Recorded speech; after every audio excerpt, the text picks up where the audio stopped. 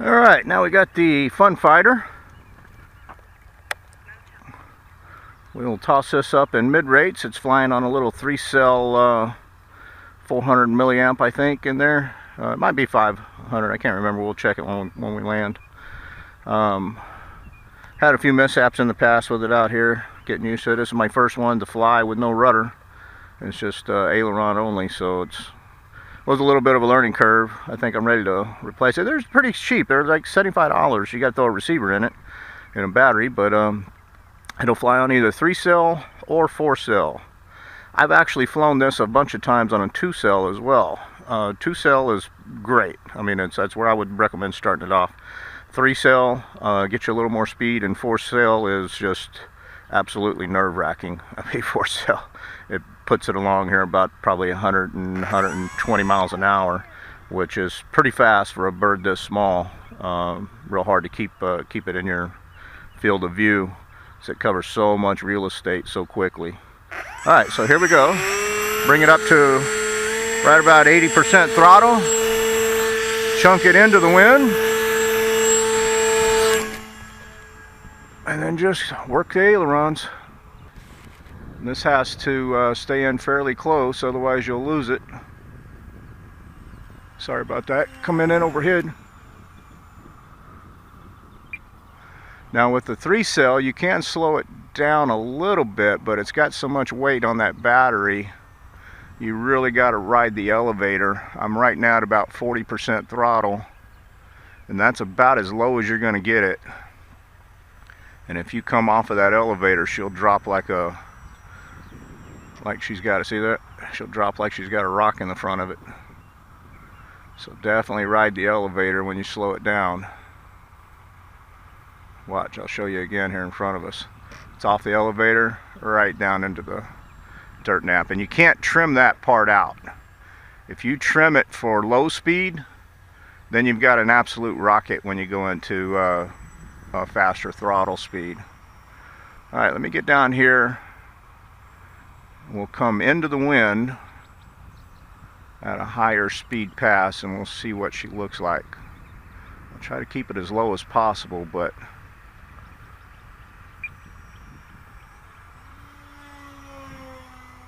all right, that was full speed, still at full power.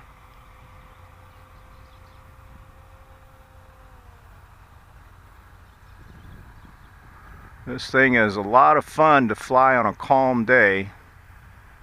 Gets a little precarious on the, now we're coming back down to lower speed. It's a little precarious to fly on a windy day because it's so small. I don't know if this is translating out well in video, but here live, that color scheme doesn't fit well with the clouds. The bottom of this is white, or pale blue I should say. So when you get it up there, you just kind of see a dot when it gets out too far. Uh-oh, I'm feeling a couple of sprinkle drops. That ain't good. I had anticipated being able to fly for 2 or 3 hours today. Another slow pass here right in front of us.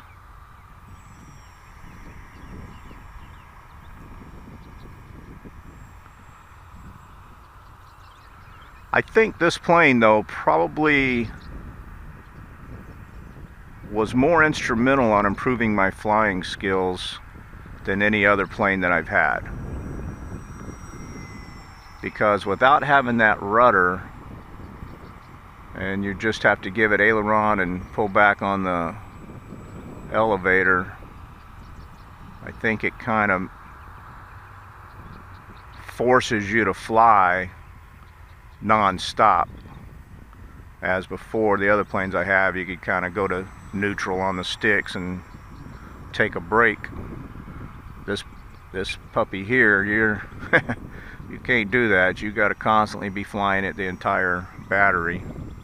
Like, you know, if you're either going to go full blast and it'll fly level and track straight, but it covers so much ground so quickly you have to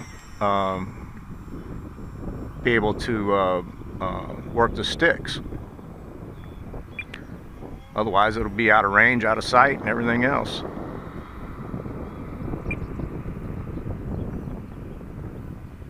Hopefully that's still in view.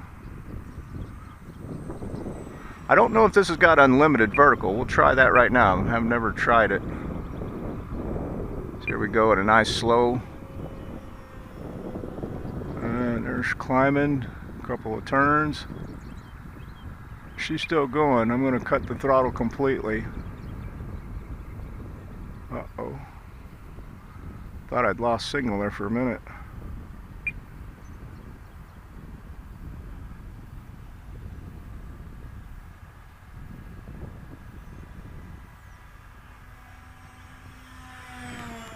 That's still not even full throttle right there. Alright, let's check our battery here.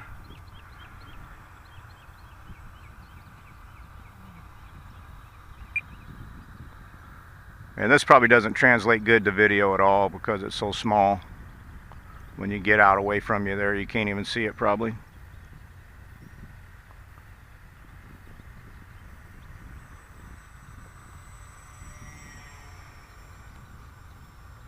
What I'll probably wind up doing is piecing together some shots where it's in closer. Maybe get a short reel put together where it's slow flight right in front of us, and then a fast flight right in front of us. 2 or 3 passes of each. I didn't bring my 4-cell battery out here. Next time it's calm, I'll bring it. We'll do 2 flights back to back, where we can see a comparison.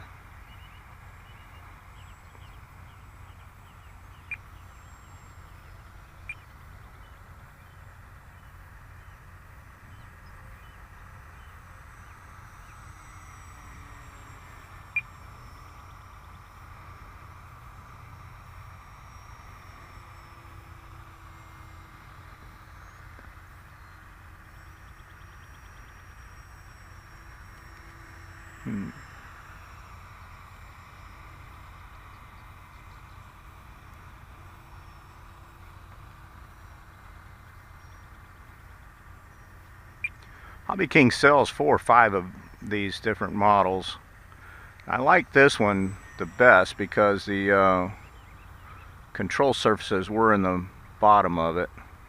It's also a mid-mounted wing, so it when you come in on your belly landing, when the wing tips over, you're not going to hang up your control surface on the grass or the turf.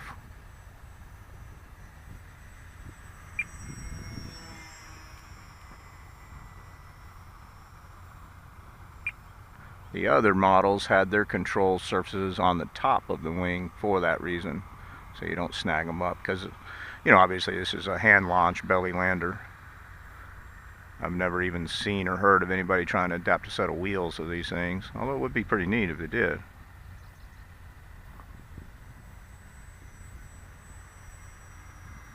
People have said, oh, that's a great park flyer. Nah, not so much. If you ran it with a 2-cell only, maybe. I had somebody ask me, well, why don't you just run it with a 3 or 4-cell and fly slower? Well, you can't really do that because of the extra weight. I guess you could if you trimmed it out that way and just made it be a slow flyer. But that's not the reason for this. You buy this because it is so fast. With a 3-cell battery in it, it'll cook along at about 80-85 miles an hour. You put the 4-cell in it, you're easily clocking along there. Yeah, you get it into a dive, this thing's been tracked out on a 4-cell at 125, which is pretty quick, especially when you consider the size of it. Now, what I found myself doing is in my turns here. Like I said, it's aileron only, so you do aileron and pull back on the elevator when you're making your turn. But I find that I am still giving it left rudder input on every turn. Of course, it's not doing anything, but it does make you feel better because it's a keeps your muscle memory intact for when you're flying planes that do have a rudder. But that's probably just due to my inexperience.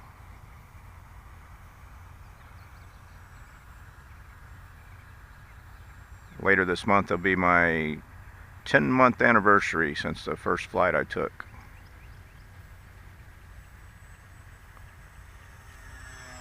Almost made me duck on that one.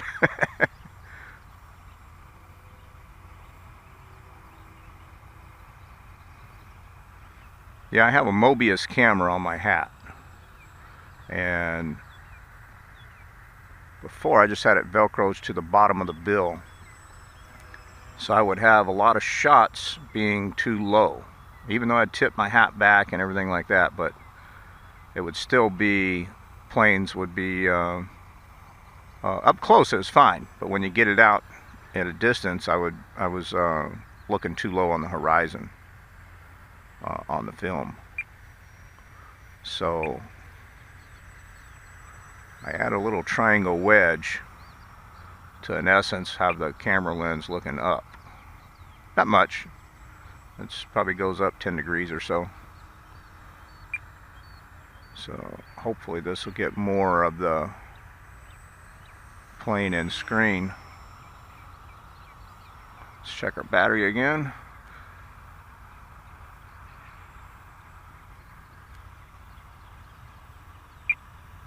Actually, our battery isn't ticking down. We're going to land this.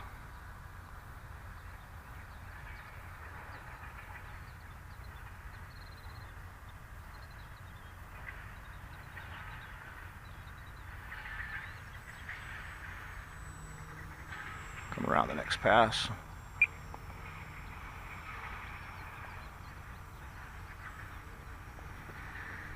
That's strange. I wonder why the battery is not... It's clicking. I think what it is, it's got the inhibit turned on, where every time you come down on the throttle below 10%, it stops the timer, which is not good.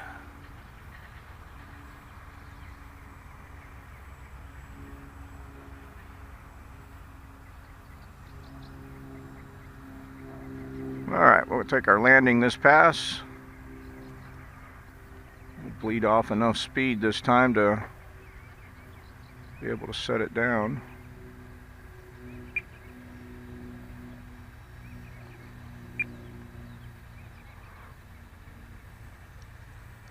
There we go. And she's down. Hobbyking Fun-Fighter F4 Wildcat. Wind calming down a little bit. Probably the calm before the storm. You can see we got quite a few storm clouds in the area.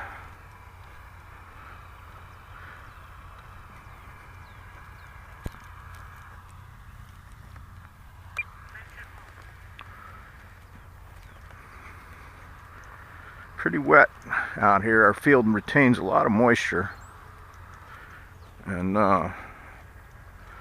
normally I don't like coming out here after a couple of days of raining, just because as you walk across here it's so soft you actually leave divots in the ground. So too many people come out, it tears the field up. I did discover this top field over here is really good for water drainage. If it could rain this morning and I could fly up there with no worries. Alright, I'm set this down and we will get the Super EZ up in the air. Thanks for watching.